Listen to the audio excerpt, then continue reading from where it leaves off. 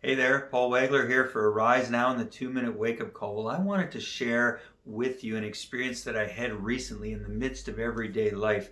We live in a time where there's many different things happening all around us. There's lots of events locally and nationally and globally that are just rather unusual. And in the midst of all of that, often we develop opinions, our thoughts about what we think of these different events, and then we talk about it with other people. And well, there was something that was very prominent in the news here, and I had a certain opinion about that I had developed, that I thought that this was the right way, or at least it seemed the right way to me to view this event.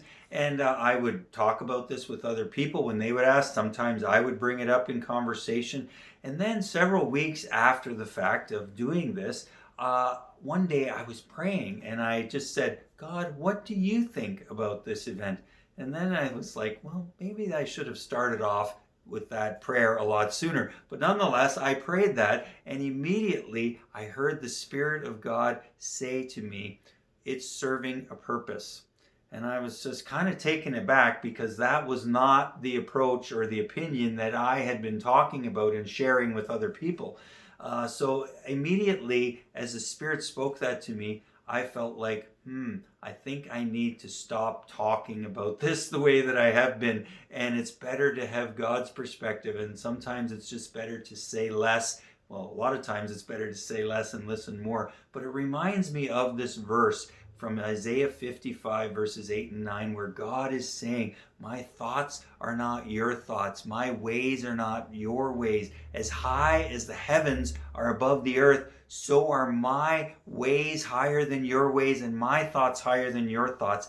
And so in the midst of everyday life, wouldn't it be better if, instead of just speaking out all of our own opinions, if we would come to God and we would say, what do you think about this situation, and get his perspective? Because his ways are so much higher, his thoughts are so much higher than any of our ways and any of our thoughts. And he is at work in so many ways that are beyond our comprehension. So I want to get his perspective, and I invite you to do the same about all of the things that are happening around us each and every day.